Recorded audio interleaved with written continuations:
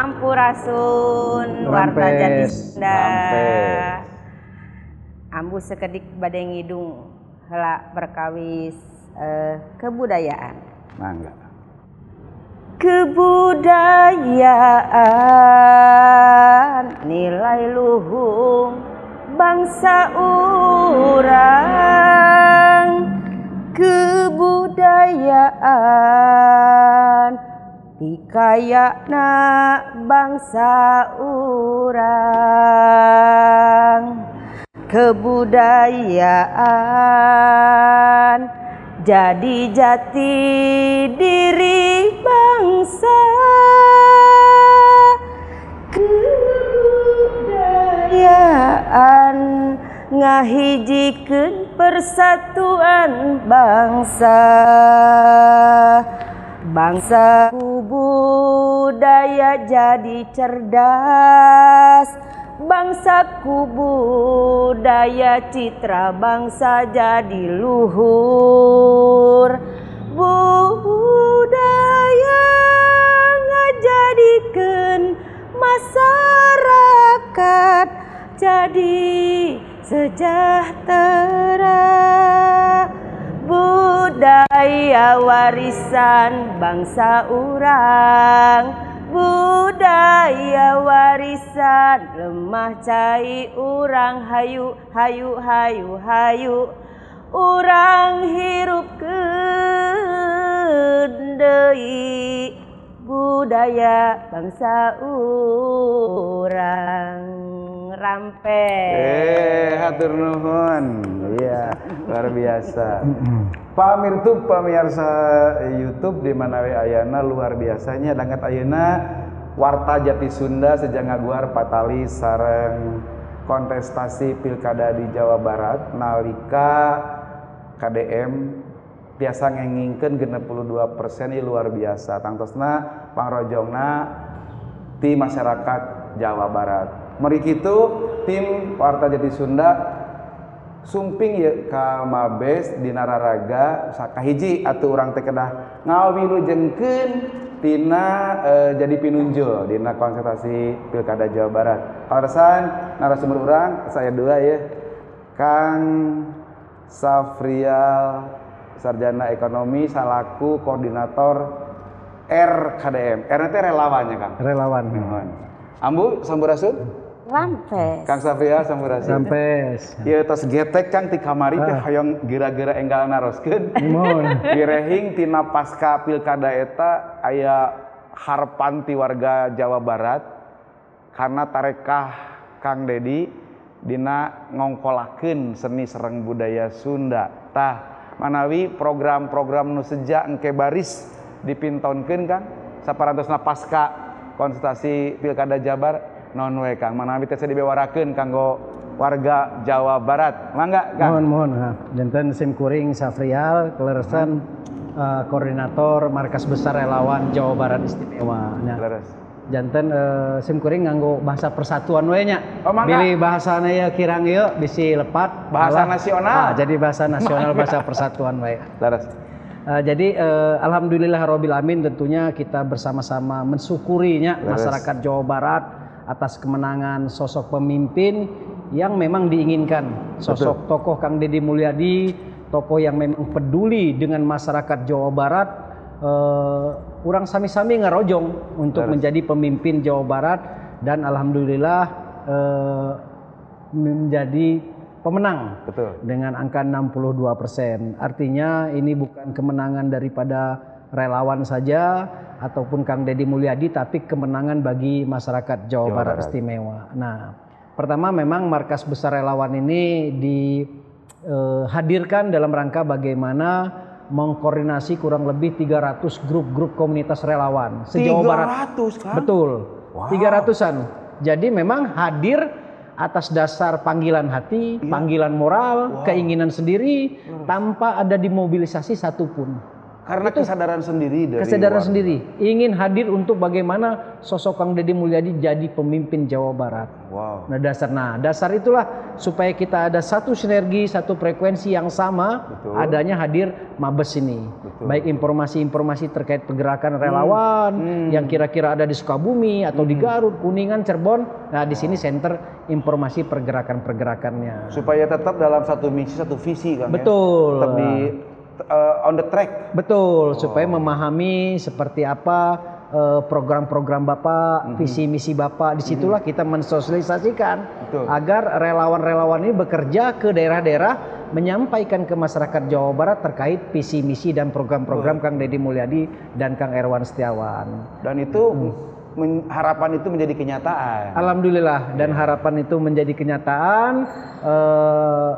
Insya Allah kita menunggu 15 Februari ini Betul. untuk pelantikan, dan tentu harapannya ke depan bagaimana kita bersama-sama masyarakat Jawa Barat untuk mewujudkan visi misi tadi. Betul. Program-program Kang Deddy Mulyadi yang ada kurang lebih 7, yaitu bidang sandang pangan, pendidikan, kesehatan, lingkungan, di bidang kawasan, di bidang kebudayaan, di bidang yang terakhir itu pemberdayaan masyarakat desa dan kota. Wow. Nah, dan yang utama yaitu bagaimana terkait kebudayaan ini menguatkan identitas kebudayaan Jawa Barat Sebagai jati diri bangsa. Iya, inilah hal yang menarik. Wow. Nah, maka Ambu Laras ada di sini. Nah, ini luar biasa. Nah, kita bisa kaitkan bagaimana ke depan bersama Bapak ini kita sama-sama menguatkan identitas kebudayaan. Tentunya apa yang ide program sosok Kang Deddy Mulyadi tentunya didukung oleh masyarakat Jawa Barat. Luar biasa ke depan identitas kesundaan itu akan seperti jaya seperti dulu. Wow. Nah, hal-hal itulah yang luar biasa itu. Rahayu luar biasa. Ambu Seperti ini itu, Kang. Yang disampaikan Kang Safrial ini memberi harapan baru terkait dengan tadi soal kebudayaan itu sama dengan apa yang Ambu kidungkan tadi tentang kebudayaan. Ambu adalah seorang praktisi budaya nasional. Ambu tidak hanya di tanah Jawa tapi sampai ke luar pulau. Artinya Ambu ini adalah praktisi budaya Nusantara. Di Bali ya dimanapun ada Ambu. Ambu terkait dengan apa yang disampaikan oleh Kang Safrial ini soal kebudayaan, memberikan satu harapan sebagai praktisi budaya Ambu. Dalam kacamata Ambu ini seperti apakah kira-kira? Sampurasun warta Jati Sunda, bahasa nasional aja ya. Mangga Ambu.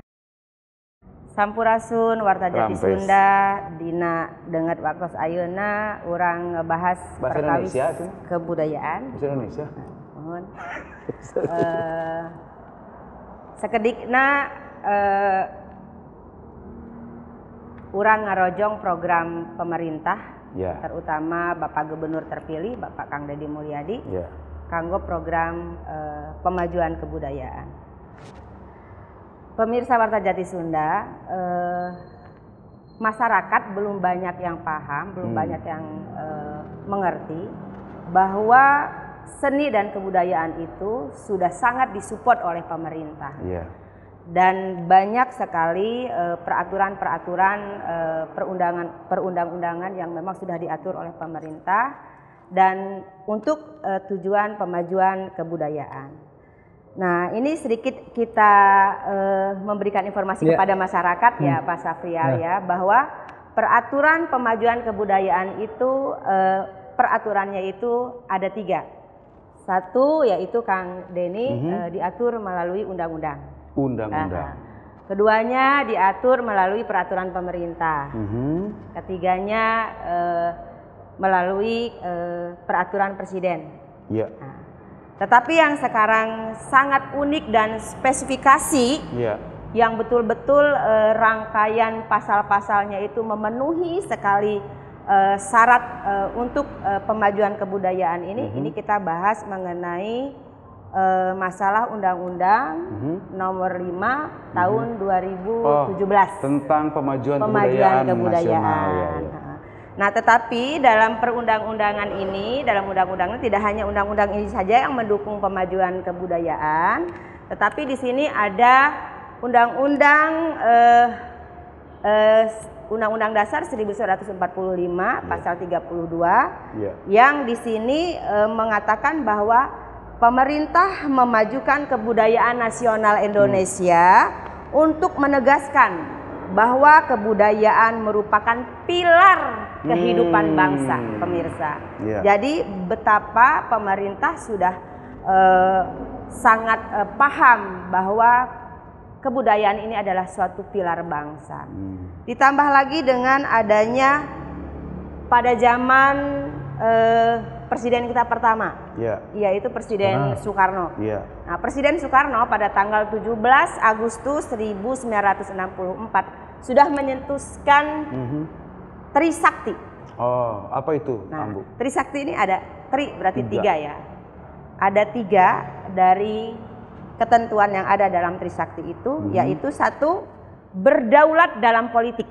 Berdaulat dalam politik. Dalam politik. Keduanya, berdikari secara ekonomi. Ekonomi. Nah, yang ketiganya yang menyangkut terhadap kebudayaan, yaitu berkepribadian kebudayaan. Wow. Nah, jadi presiden pertama kita itu sudah membuat mencetuskan Trisakti ini tujuannya adalah untuk pemajuan kebudayaan. Nah, ditambah lagi itu dengan adanya Undang-Undang Nomor 11 tahun 2010, di mana di sini tujuannya adalah pemajuan terhadap cagar budaya. Cagar budaya. Di mana cagar-cagar budaya, peninggalan-peninggalan kuno, prasejarah, ya, peninggalan-peninggalan zaman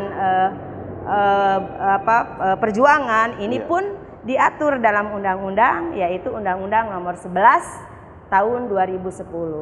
Nah, ada lagi undang-undang yang mencetuskan adanya pemajuan kebudayaan, yaitu Undang-Undang Nomor 33 tahun 2009 tentang perfilman. Jadi perfilman ini pun masuk ke dalam pemajuan kebudayaan. Nah, tapi di sini mungkin kita akan bahas mengenai Undang-Undang Nomor 5 tahun 2017. Nah, ini merupakan undang-undang yang diputuskan oleh pemerintah. Waktu itu pemerintahnya pada zaman Bapak Jokowi ya. Nah, terima kasih kepada Presiden Bapak Jokowi dengan Undang-Undang Nomor 5 tahun 2017 ini betul-betul di sini sangat mendukung dalam pemajuan kebudayaan. Nah, Undang-Undang Nomor 5 tahun 2017 ini adalah sebagai acuan dalam pemajuan kebudayaan sebagai legal. Jadi sebagai legal formal pertama ya yang digunakan untuk mengelola kekayaan kebudayaan yang ada di tanah air kita Indonesia. Nah, jadi ini betul-betul merupakan undang-undang yang memang harus didukung oleh pemerintah, baik pemerintah daerah, pemerintah provinsi, pemerintah pusat, dan apalagi sekarang ada Kementerian Kebudayaan, Kang. Bapak Fadlizon itu. Ya, jadi mengenai kebudayaan ini, pemajuan kebudayaan ini akan spesifik kementerinya akan membantu mengurus ya. Nah, di sini kami juga menghimbau praktisi-praktisi budaya, praktisi-praktisi seni ini merupakan kabar gembira ya, Kang? Ya, betul. Kabar gembira buat kita semua. Semoga apa yang menjadi harapan para seniman, para budayawan, praktisi-praktisi budaya ini bisa terwujud terlaksana. Nah, tapi tidak lupa ya kita pun harus ada semangat. Masyarakat harus ada semangat untuk kita sama-sama pemajuan kebudayaan ini kita rojong bersama dengan pemerintah. Wah, luar biasa, Ambu. Pak Mirtub luar biasa. Sebab memang hadirnya Undang-Undang Nomor 5 tahun 2017 ada 3 visi yang mau dikejar. Yang pertama adalah bagaimana melindungi yang namanya kebudayaan tersebut. Yang kedua memanfaatkan, dan yang ketiga mengembangkan. Nah, inilah tugas pemimpin kita yang baru, Kang Deddy Mulyadi, tanda kutip Bapak Aing yang membuat Jawa Barat semakin istimewa karena kampung diurus, kota ditata. ditata. Dan itu berangkat sebagai pilarnya, pondasinya adalah budaya. Kang, ini konkretnya Kang terkait dengan masalah budaya ini. Kira-kira budaya ataupun hal apa saja Kang yang menjadi prioritas atau PR besar bagi Jawa Barat dalam rangka tadi pemajuan kebudayaan ini Kang? Mangga. Baik. Ya, terkait tadi yang disampaikan Bu Laras. Undang-Undang Pemajuan Kebudayaan nomor 5 tahun 2017 itu artinya negara itu sudah hadir. Iya. Baik untuk budaya-budaya 700 suku di Indonesia ini, kearifan-kearifan lokal ini hadir di dalam yang tertuang, karena memang undang-undang ini undang-undang yang pertama kali undang-undang yang dibuat terkait dengan kebudayaan. Artinya yang dimana secara global di dalamnya itu undang-undang ini bagaimana masyarakat dilindungi dengan cara berbudaya. Iya. Berbudaya masing-masing sesuai kearifan lokalnya. Kedua, bagaimana masyarakat ini di dalamnya secara ekonomi berdikari di dalamnya. Dan yang ketiga, bagaimana masyarakat Jawa Barat, masyarakat Indonesia ini berdaulat secara politik. Disitulah artinya ada kebebasan. Bagaimana kita sebagai penggiat budaya, sebagai memiliki rasa budaya, disinilah ada ruang bahwa hadir, negara hadir, dan kita bagaimana sebagai penggiat budaya mengakselerasikan. Artinya bukan hanya sekedar melestarikan, tapi bagaimana kita ke depannya terus melakukan hal-hal sesuatu, pergerakan-pergerakan untuk regenerasi ke depan agar identitas daripada kebudayaan ini tetap ada. Maka dalam hal ini Jawa Barat yang kita dengar bahwa Kang Deddy Mulyadi bagaimana beliau akan menguatkan kembali identitas kebudayaan yang rencananya itu ya luar biasa dengan 4 karakter di Jawa Barat ini kan. Jadi tergantung dari wilayahnya masing-masing. Disesuaikan ya. Iya, jadi seperti Sunda Priangan. Ya, bagaimana karakternya nanti. Dibuat karakternya, wilayahnya daerah seperti apa. Betul. Jadi pada saat kita memasuki wilayah Tasik itu karakternya sudah berbeda. Muncul kan? ya. Jadi muncul kebudayaan itu luar biasa. Pada saat kita masuk ke daerah Bekasi dengan Sunda Betawi itu berbeda lagi. Bener. Disitulah terlihat kayanya budaya Nusantara, dalam hal ini Sunda. Nah, disinilah bagaimana akhirnya masyarakat merasa memiliki, tetapi dengan adanya pada saat kebudayaan ini makin kuat, mungkin nanti akan timbullah ekonomi, pertumbuhan ekonomi akan ini. Nah, jadi, dimulai dari ini. Tapi jangan salah, yang tadi disampaikan Pak Safrizal itu semuanya sudah ada dalam pasal-pasal, sudah tercetus dan sudah ada dalam pasal-pasal. Artinya ada legal payung hukumnya. Ya, Undang-Undang Nomor 5 tahun 2017 ini. Nah, jadi sudah diatur nih. Tadi yang disebutkan itu tadi disebutkan untuk membudayakan, keduanya untuk ekonomi melestarikan, untuk ekonomi. Nah, semua itu sudah diatur di sini. Jadi ada 11 tujuan yang dibuat atau yang digerakkan dalam tujuan dari pemajuan kebudayaan ini. Wow, luar biasa. Tadi saya tertarik kan dengan melakukan regenerasi budaya, lalu tiap-tiap kota kabupaten memiliki ciri khas yang menjadi nilai jual dari sisi budayanya. Jadi ini harapan baru. Jadi para praktisi budaya atau pelaku seni di Jawa Barat dimanapun Anda hadir, itu tentu saja akan derajatnya, kesejahteraannya akan meningkat ya Kang ya? Betul, insya Allah. Apakah nanti ada program juga untuk mensupport, memberikan katakanlah hibah dana untuk membangun para budayawan dalam sanggar-sanggar gitu? Atau komunitas-komunitas kesenian di Jawa Barat kan? Apakah ada seperti itu juga kan? Baik ya, kalau soal itu mungkin bukan kapasitas saya untuk menjawabnya, tapi yang jelas pada saat masyarakat ini penggiat budaya yang diberikan space, ruang untuk tampil di mana, artinya bagaimana pemerintah ini hadir selain daripada ini mengakomodir keinginan penggerak budayanya, sehingga penggerak budaya ini ada space ruang-ruang yang diberikan. Pada saat space ruang ini diberikan, disitulah geliat-geliat ekonomi kreatif muncul. Di situ. Nah, insya Allah dengan ini saya yakin masyarakat Jawa Barat penggiat budaya begitu kreatifnya, karena saya pun mengikuti daripada teman-teman yang di Kota Bandung bagaimana kita melakukan giat-giat kesenian budaya seperti di alun-alun, di dalam kaum, di gasibu dengan ruktis, itu bagian daripada selain kita melestarikan nilai-nilai kebudayaan, disitulah muncul ekonomi kreatifnya seperti itu. Insya Allah Kang, itu bagian daripada feedbacknya apabila memang pergerakan ini semua ada kegiatan, di dalamnya ada penguatan nilai ekonomi. Insya Allah. Wah, luar biasa gitu, kan? Kang Safrial. Ya. Ambu nih saya menarik nih. Tapi gini, tadi Ambu, karena yang disampaikan tadi mengenai support, pendanaan terus adanya penghargaan, itu penghargaan, apresiasi, itu semua sudah diatur dalam undang-undang nomor 5 ini tahun 2017.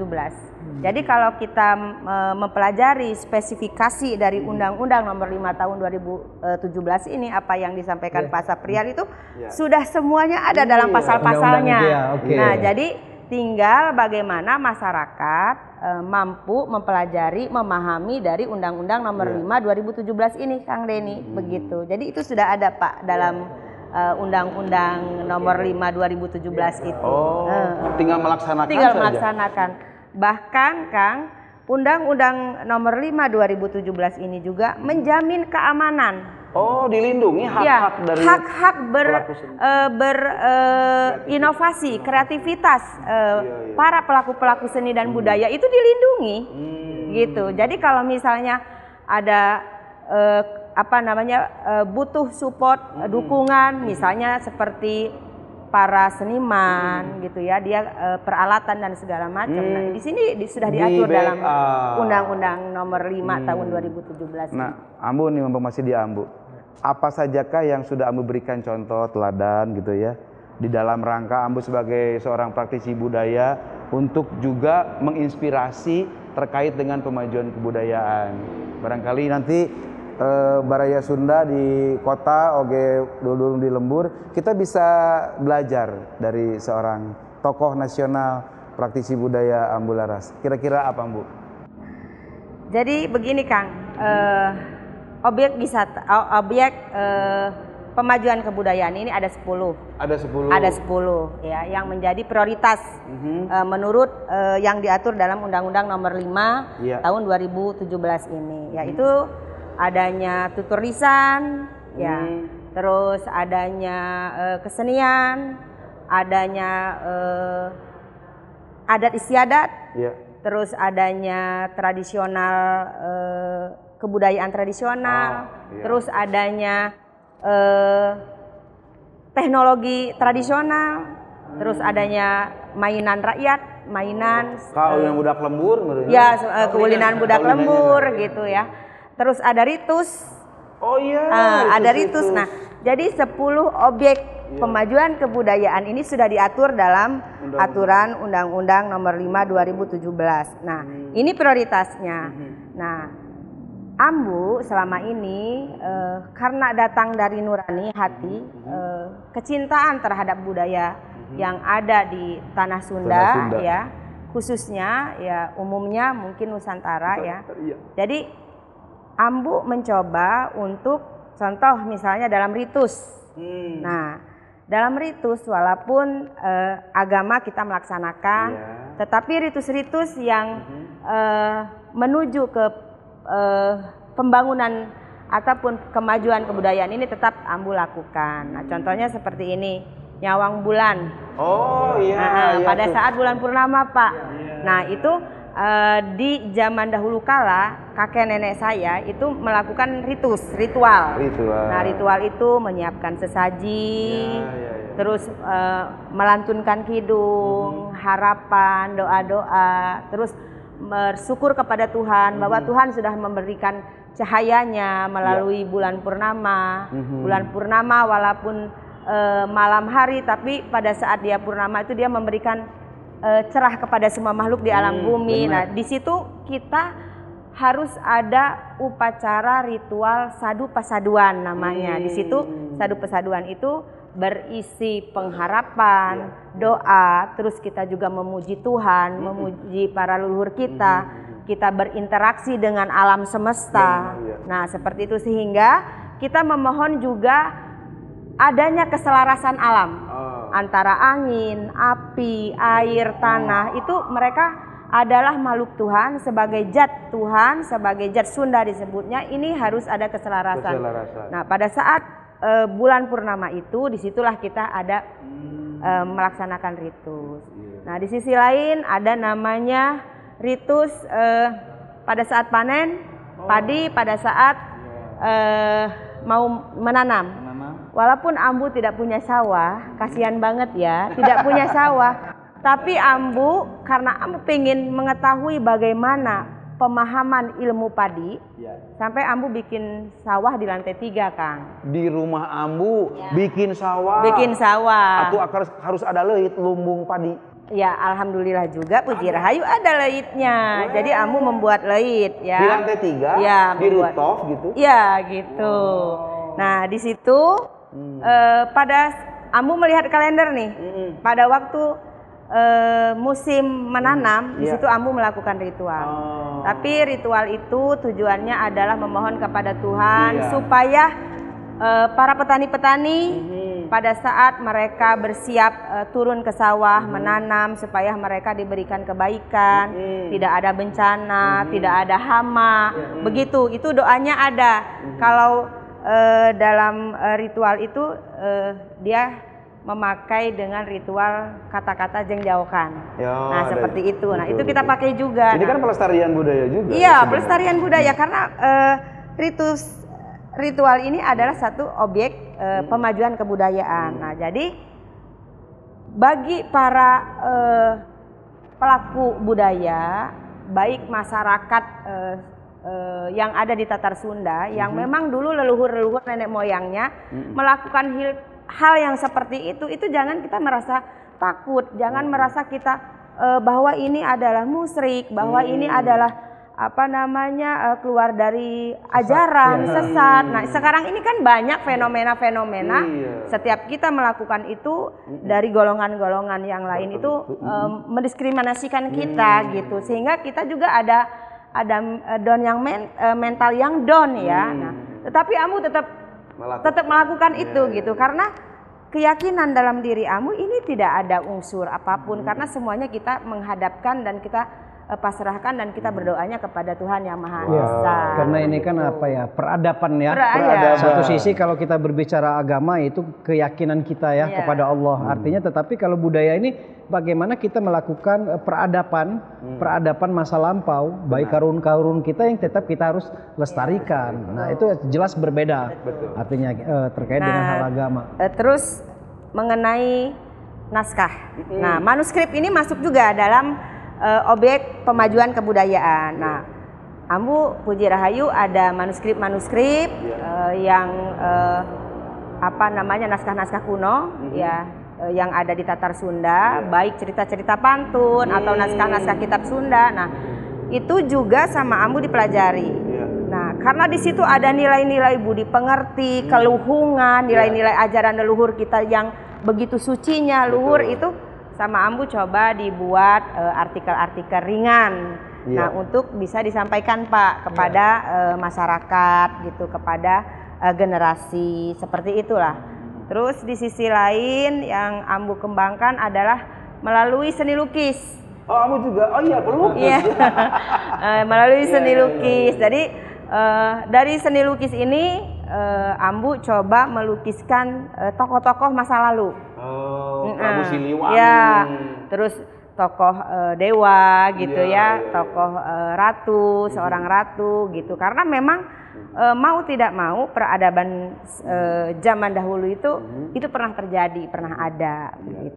Luar biasa Ambu. Nih ke Kang Safrial. Kang, Ambu sudah memberikan satu inspirasi, motivasi. Nah, terkait dengan pasca dari konsultasi pilkada di Jawa Barat, tentu ke depan yang menjadi harapan warga Jawa Barat itu adalah agar dalam pelaksanaan program tersebut realisasinya seperti apa Kang? Mungkin supaya nanti para seniman juga merasa nyaman dan bahwa ada satu jaminan dengan hadirnya Kang Dedi sebagai pupuhu di Tatar Sunda, katakanlah sebagai mapag pajajaran anyar ta Kang. Kumaha Kang ta? Ya, betul sekali. Memang dengan hadirnya sosok pemimpin dari Raja Pajajaran ini ya tentunya kita sebagai masyarakat Jawa Barat dalam bidang kebudayaan, tentunya dengan senang hati ya, berbahagia gitu kan, berbahagia akhirnya kembali lagi bagaimana kita kembali lagi kepada rumah masa depan kita, gerbang masa depan kita Jawa Barat istimewa. Tentunya dalam hal ini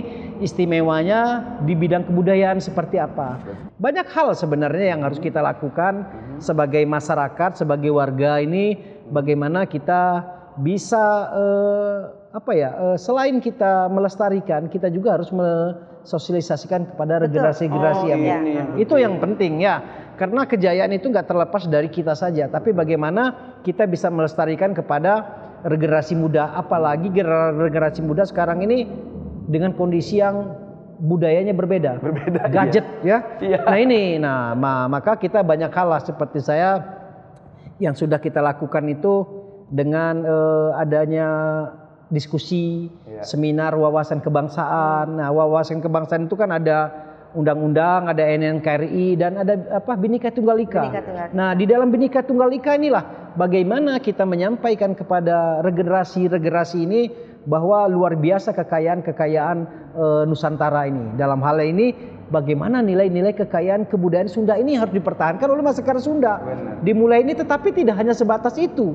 Kita hanya menjelaskan, tetapi bagaimana anak-anak didik kita, remaja ini kita ajak dengan berkegiatan-kegiatan kesundaan ini. Nah, seperti contohnya yang minimal lah bagaimana identitas kebudayaan ini diminimal masyarakat remaja ini menggunakan identitas kesundaan kayak ikat kepala atau apa itu sebagai tanda bahwa memang kita berbudaya di situ. Nah, hal-hal yang lain bagaimana kedepannya juga kita melakukan kegiatan-kegiatan kesundaan budaya dengan masyarakat, dengan remaja-remaja ini ke depannya, sehingga pada saat ada kegiatan-kegiatan dan insya Allah pemerintah akan hadir di dalamnya.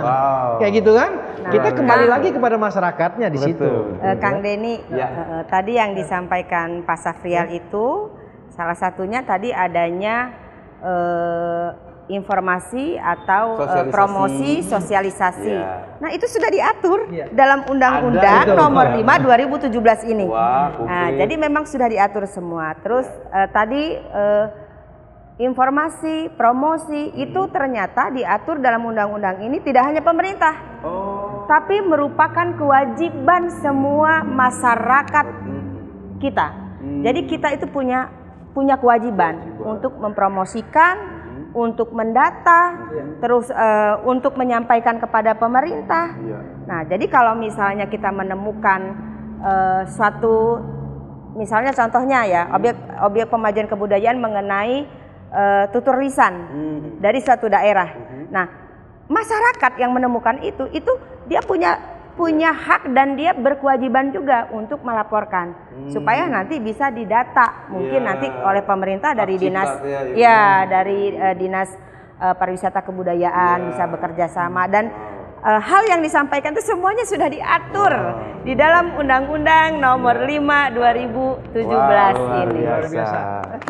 Pak Mirtub, Kementerian Pendidikan Kebudayaan 2023 sudah memberikan satu hal yang luar biasa karena 19 kesenian dari Jawa Barat itu diakui sebagai warisan nasional, dan di UNESCO kebudayaan Indonesia yang dari Jawa Barat selain silat, angklung, wayang golek, batik Sunda, yang terbaru pantun, kan kebaya yang terbaru kebaya. Wanita berkebaya. Jadi ini harus dilakukan dan kita berharap agar Kang Deddy Mulyadi terus konsisten dalam melaksanakan program-programnya seperti yang kita dengar barusan dari Kang Safrial sebagai koordinator dari Mabes KDM, relawan KDM. Kang, sekali deui wilujengnya Kang Deddy Mulyadi, Bapak aing cek orang Jawa Barat mah. Ampun nuhunnya. Sami-sami. Pokoknya malah Jabar istimewa, kampung diurus, kota ditata. Jati Sunda jaga titilar seni jeung budaya Sunda ngaturkeun ribu nuhun. Tetap mulur sayu berkah salamet. Jati Sunda jaga titilar seni jeung budaya Sunda. Rahayu. Sunda Jaya. Nusantara Jaya. Jawa Barat Istimewa. Istimewa. Mangga ditampi Kang.